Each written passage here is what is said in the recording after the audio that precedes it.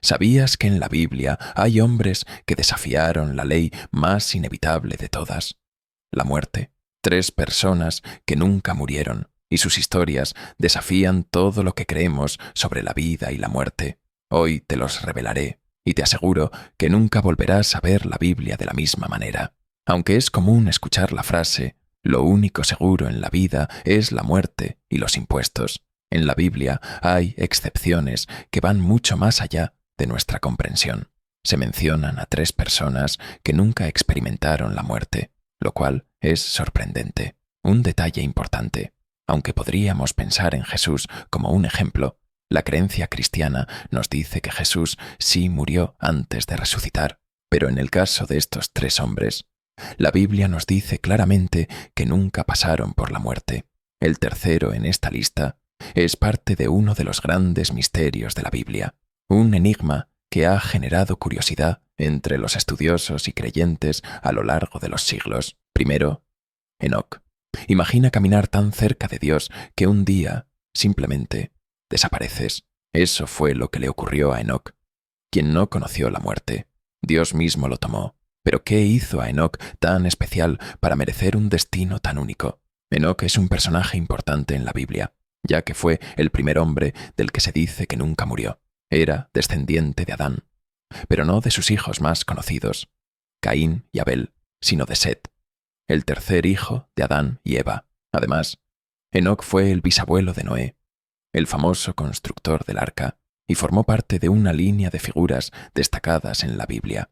En la época en que vivió Enoc, las personas solían vivir más de 100 años porque Dios aún no había establecido el límite de 120 años que menciona el libro del Génesis. Enoc fue padre a los 65 años y vivió un total de 365 años. Pero lo más sorprendente de su historia no es cuánto vivió, sino cómo terminó su tiempo en la tierra. La Biblia nos dice en el libro del Génesis que Enoc caminó con Dios y desapareció, porque Dios se lo llevó. Este es un hecho sorprendente.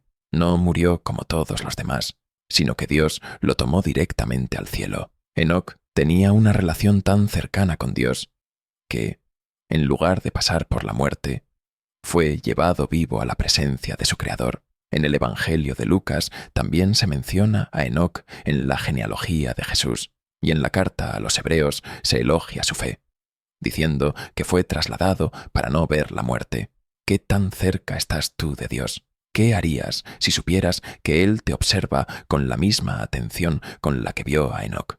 Este hombre no solo vivió para Dios, vivió con Él, y esa es una diferencia que marcó su destino. Enoc no solo fue conocido por su cercanía a Dios, también fue profeta. Predijo la venida de Jesucristo para juzgar a los impíos. Esto muestra cuán especial fue su relación con Dios, una relación tan profunda que su bisnieto, Noé, también siguió su ejemplo. Noé fue el único hombre justo en su tiempo, salvándose junto con su familia cuando llegó el diluvio. Enoc dejó un legado de fe, una huella que incluso después de siglos sigue siendo un recordatorio de lo que significa caminar con Dios. Segundo, Elías, el profeta que no vio la muerte.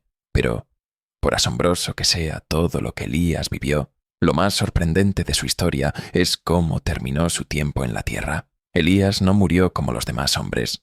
Fue llevado al cielo de una manera que, todavía hoy, nos deja maravillados. Imagina esto, Elías, sabiendo que su tiempo en la tierra llegaba a su fin, caminaba junto a su fiel discípulo Eliseo. Los dos profetas viajaban de lugar en lugar, mientras Eliseo, ansioso, se mantenía a su lado, sabiendo que algo extraordinario estaba por ocurrir. Sabía que ese día no sería un día cualquiera. De repente, los cielos se abrieron y apareció un carro de fuego, tirado por caballos de fuego. Un torbellino separó a Eliseo de su maestro, y ante sus propios ojos vio cómo Elías era arrebatado hacia el cielo en ese carro de fuego. No fue una muerte común, no hubo despedida ni llanto, fue un acto divino, una demostración de que Dios no solo había caminado junto a Elías durante su vida, sino que ahora lo llamaba directamente a su presencia, sin que pasara por la muerte. ¿Qué tan profundo debe haber sido el vínculo entre Dios y Elías para que su partida de la tierra fuera tan única? un hombre tan cerca de Dios, que fue llevado a su presencia en un carro de fuego. Este acto no solo selló la historia de Elías, sino que confirmó su estatus como uno de los profetas más grandes de todos los tiempos.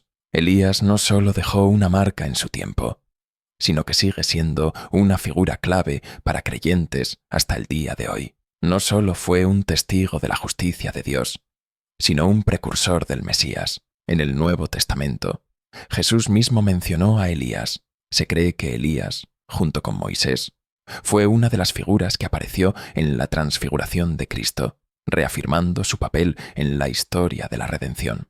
Elías es un recordatorio poderoso de lo que significa tener una fe inquebrantable en Dios, incluso en medio de la oposición más feroz. No solo fue testigo de milagros, sino que vivió una vida que reflejó el poder de Dios, y al final, en un acto de justicia divina, no vio la muerte. La historia de Elías sigue resonando. Su fe, su valentía y su fidelidad nos inspiran a buscar una relación más profunda con Dios. Estamos dispuestos a tener el mismo nivel de fe. Estamos dispuestos a caminar con Dios, sin importar lo que cueste, confiando en que Él siempre tiene el control, incluso cuando el mundo se desvía. Elías, el profeta del fuego, nos muestra que, cuando caminamos con Dios, no solo presenciamos milagros, podemos ser parte de ellos. Tercero, Melquisedec, el rey sacerdote del misterio. Imagina por un momento que estás leyendo las Escrituras, como muchos lo hacemos en busca de respuestas, consuelo, o simplemente para fortalecer nuestra fe.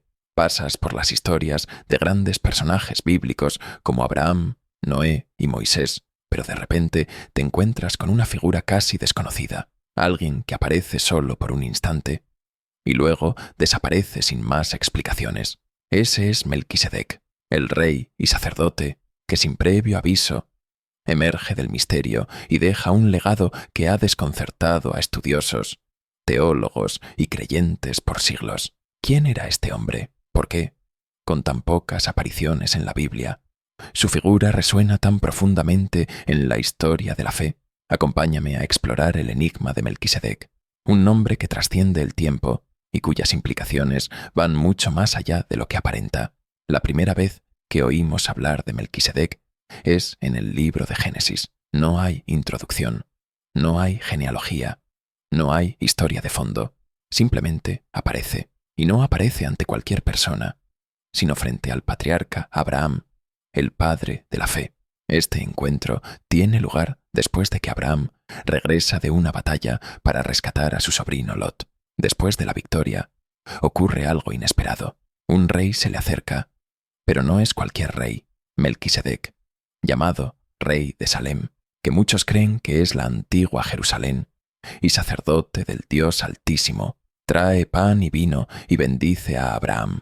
Pero lo que hace que este encuentro sea aún más extraordinario es que Abraham, conocido por ser un hombre de fe y reverenciado por su cercanía a Dios, le da a Melquisedec el diezmo, la 10ª parte de todo lo que posee. Piensa en esto. Abraham, quien es bendecido directamente por Dios, reconoce a este misterioso rey sacerdote y le otorga la parte que normalmente se reserva para Dios. ¿Quién es este hombre que Abraham considera digno de recibir semejante honor? Para entender la profundidad de este momento, es importante recordar que, en los tiempos bíblicos, el rol de sacerdote y rey estaban completamente separados. Sin embargo, aquí está Melquisedec, quien rompe con las normas y combina ambas funciones. Esto es algo raro, incluso revolucionario para su tiempo. ¿Es posible que estemos viendo una figura que va más allá de las categorías humanas? Desde el principio, su identidad está envuelta en misterio y poder. El nombre Melquisedec, en hebreo, significa rey de justicia. Y, como si eso no fuera suficiente, también es llamado el rey de Salem, que viene de la palabra hebrea shalom, que significa paz.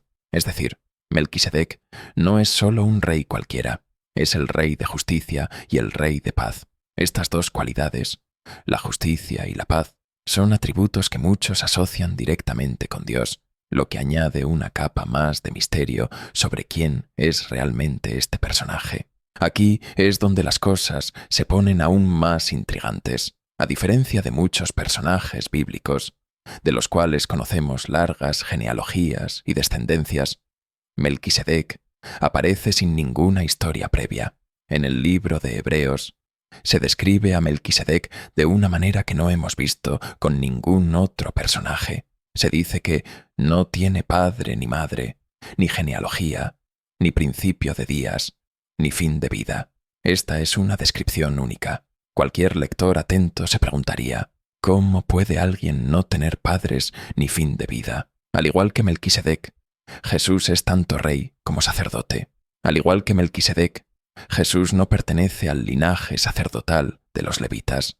Y al igual que Melquisedec, Jesús es llamado el príncipe de paz y el rey de justicia. ¿Podría Melquisedec ser una especie de preludio de Cristo? Una pista oculta en las antiguas escrituras sobre lo que vendría en el Nuevo Testamento. El libro de Hebreos retoma el hilo de Melquisedec y lo conecta directamente con Jesucristo. Se nos dice que Jesús es un sacerdote según el orden de Melquisedec, lo que significa que el sacerdocio de Cristo no es temporal ni está limitado por las reglas humanas de descendencia o muerte, a diferencia de los sacerdotes levitas, que venían de una larga línea de descendientes y cuyas vidas terminaban. El sacerdocio de Melquisedec y de Cristo es eterno. Esto es crucial para los creyentes, porque señala que el sacrificio de Jesús no es uno más, sino el sacrificio definitivo. No es como los sacrificios levíticos que debían repetirse una y otra vez. Jesús, al igual que Melquisedec, no está limitado por el tiempo o la genealogía. Su sacrificio es único y es suficiente para cubrir los pecados de toda la humanidad, de una vez y para siempre. A lo largo de la historia, muchos han intentado descifrar quién era realmente Melquisedec. ¿Era solo un hombre bendecido por Dios? ¿O era algo más? Algunos piensan que era una manifestación divina, tal vez una aparición de Cristo antes de su encarnación. Otros creen que era un rey humano, un sacerdote bendecido por Dios para representar algo mayor. ¿Por qué debería importarnos la historia de un rey sacerdote que aparece brevemente en el libro del Génesis? Porque Melquisedec, con su justicia, paz y sacerdocio eterno, es un recordatorio de lo que Cristo ha hecho por nosotros. Así como Melquisedec bendijo a Abraham, Jesús nos bendice hoy, intercediendo por nosotros como nuestro sumo sacerdote ante el Padre. Melquisedec nos enseña que el plan de Dios es mucho más grande de lo que a veces podemos ver. Él nos invita a mirar más allá de las historias superficiales y a ver las conexiones profundas entre el Antiguo y el Nuevo Testamento, entre la promesa y el cumplimiento, entre la justicia y la paz. En Melquisedec vemos una sombra de lo que estaba por venir, un Salvador que no tendría fin, un Rey de paz que reinaría para siempre. Y lo más importante, vemos una invitación a entrar en esa paz y justicia hoy, a través de la fe en Jesús, nuestro sumo sacerdote eterno. Reflexión final. Estos tres hombres nunca vieron la muerte, porque caminaron con Dios de maneras únicas. ¿Estás caminando con Él? La promesa de vida eterna no es solo para los grandes profetas o personajes bíblicos, es para ti también. No se trata solo de conocer sus historias, sino de vivir una historia de fe hoy.